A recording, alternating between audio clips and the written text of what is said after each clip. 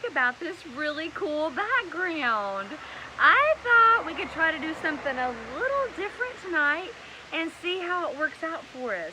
What I'm doing tonight is looking at what I see is like a galaxy with all kinds of stars, almost like maybe we're on the moon. But I thought that was really cool to start off in Genesis, to where we could talk about how the earth was created. And I think that sometimes we forget that this is just a really cool way to remember God is so amazing and He is so awesome. How does He even think about all this stuff? Like, how does He think about our DNA? How many different chromosomes do we have? What's in our DNA? Why are our eyes blue or brown or green? And why is our hair blonde or red or brown? Why is that? So when we look at these really cool, unique things that God has given us, we are so wonderfully made. He made us exactly the way He wants us to be. And I thought, well, hang on a minute. What about creation itself? When you look up in the sky and you see the clouds and you see the blue sky, or maybe you see a gray sky, or sometimes you'll see like maybe a pink sky, it makes me want to stop and think, why would you think to make color? Why would God bless us with just color? It's just so amazing that why would he create grass or sand or dirt or all these different things? And you know why He did that? Because He loved us. That's why. He did it for us so we could share that. What about the sounds? What about the sounds that we hear? Like you hear cars going by. Or what about, think about this one, when you hear music on the radio. Or what about when you taste something? Whenever you're eating, you say, oh, it's spicy, or oh, it's hot, or oh, it's cold. And sometimes they call it like a brain freeze, right? When you think about all these really cool, unique things that God has given us, not everybody is created the same, and not everybody has the same thing. But we all have different likes and different dislikes, correct? We all have things that I like to do this or you like to do that. We don't always have to do exactly the same thing or agree that one is right and one is wrong, or hey, I'm the best or you're the best. That's not what it's about. It's about learning from each other and how we can share this really unique information and these unique experiences that God has given us. So thank you for joining me tonight. Let me start off by saying, how about that background? How cool is that? And have you downloaded the app from the Bold Movement? Because that's very important that you do that too. So off we go. I got to get my shirt situated. It's kind of riding. All right, are you ready? The story and the song. Now this is something that is not really about the creation of, hi, there's my son. Say, wave at him. He's walking. So it's not really about the creation so much as it is the heavens are singing. So I wanted to point out that the background is talking about the heavens and how He created us is so unique. How He created the earth is so unique. So the heavens are singing about how great God is, and the skies are shouting it out. See what God has made?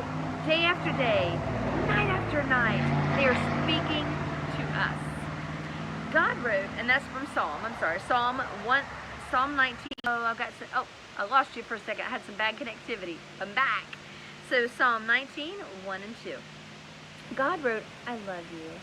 He wrote it in the sky and on the earth and under the sea. He wrote His message everywhere because God created everything in His world to reflect Him like a mirror, to show us what He is like, to help us know Him, to make our hearts sing. The way a kitten chases her tail, the way red poppies grow wild, the way a dolphin swims. And God put it into words too and wrote it in a book called the Bible. And here's the picture. Lost my face when I did that. Are you ready for this one? I'm sorry, I'm losing connectivity back and forth.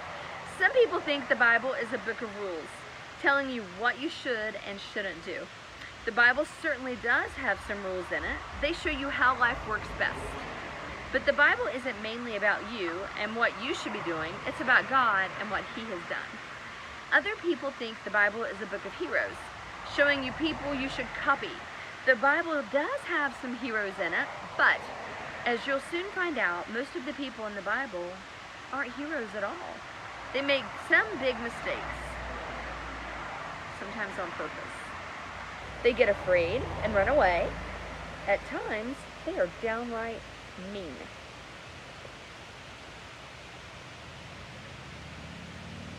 Hey Tanya, thanks! We were talking about how God created us all differently. Our different eye color, hair color, our different likes and dislikes. Our senses, our sense of, some people don't have a sense of taste and some don't have a sense of smell.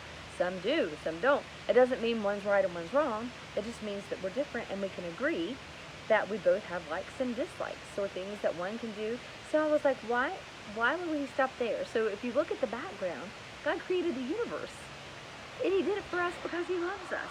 And that's where we started off. No. The Bible isn't a book of rules or a book of heroes. The Bible is most of all a story. It's an adventure story about a young hero who comes from a very far country to win back his lost treasure. It's a love story about a brave prince who leaves his palace, his throne, everything to rescue the one he loves. It's like the most wonderful of fairy tales that has come true in real life. You see, the best thing about this story is it's true. There are lots of stories in the Bible, but all the stories are telling one big story. The story of how God loves His children and comes to rescue them. It takes the whole Bible to tell this story. And at the center of the story, there is a baby. Every story in the Bible whispers His name. He is like the missing piece in a puzzle, the piece that makes all the other pieces fit together. And suddenly, you can see a beautiful picture. And this is no ordinary baby. This is the child upon whom everything would depend. This is the child who would one day, but wait. Our story starts where all good stories start, right at the very beginning. And we talk about the beginning, the Garden of Eden, where everything was created. So in the beginning there was nothing. Nothing to hear, nothing to feel, and nothing to see. Only emptiness and darkness. And nothing but nothing. But God was there.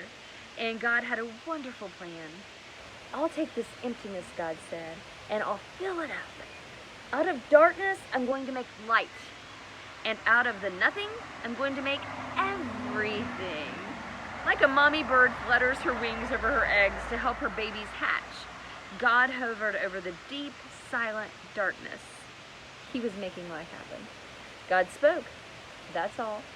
And whatever He said, it happened. So when you see the background tonight and you think about this universe that we live in and how expansive it is and how there's so many stars in the sky and there are so many things that we are yet to explore. We don't know everything, but God created it for us. He had everything He needed, everything He wanted, but He created it for us because He loves us. How often do we tell somebody who made us something or sang us a song or read us a book, you know what, I love that, thank you for sharing that with me? Or do we just say, nice job? Kiddos, if your parents don't say, hey, that was awesome, and they don't give you the feedback that you want, talk to them and say, you know what, I worked really hard on this. I like it when you give me a thank you card, or I like it when you say thank you, or I like it when you take me out for ice cream, and if you do that, I want to go. So when you think about how we do things, everybody's different. What works for you may not work for me, but one thing remains the same. God sent His only Son for us, for every single one of us, because He loves us all. Have you thought to thank God for the universe He created, and the beautiful sky and the beautiful stars? If you haven't had time to do that, tonight would be a great time for you to do that. Thank you guys for joining in tonight. I'm glad you liked the background. It makes me very happy. Red Shirt Friday for everyone deployed until they all come home. I try to wear red every Friday as often as I can. Sometimes I might get something on my shirt and have to change, but I try hard to do it. The creation came from Genesis 1 and 2. I want to remind you to follow us on Instagram, Twitter, Pinterest, and Facebook. Don't forget to download the app, theboldmovement.com, and don't forget to look up those podcasts. I have a dot on my phone that's purple and it says podcast, and I'll punch the button and I get podcasts. I think if you go to the Apple, iTunes maybe, if you go to wherever you get your podcasts, type in The Bold Movement and you'll see the same logo that you see when you go to theboldmovement.com and download some of those. I was listening to one this morning and actually the lady was spot on. Pretty fabulous podcast. I actually really enjoyed that one, and I'm looking forward to hearing more and more and more. Megan's got some Bible studies on there about Esther and all kinds of good stuff. Check them out. We want to thank you for giving us your time to let us share how God loves you so very much, how important you are, how amazing you are, and just so you know, if no one's told you today, you're a pretty fabulous person, and I'm so glad God has brought you into my life. Thank you so much for allowing me to share that little tidbit with you. Have a great evening. I will see you tomorrow night at 7:30. Be faithful, be kind, be obedient, be appreciative, and be bold. Share what God has done in your life with someone. Let's get that bold movement rolling. Got it? See you guys tomorrow night. Bye.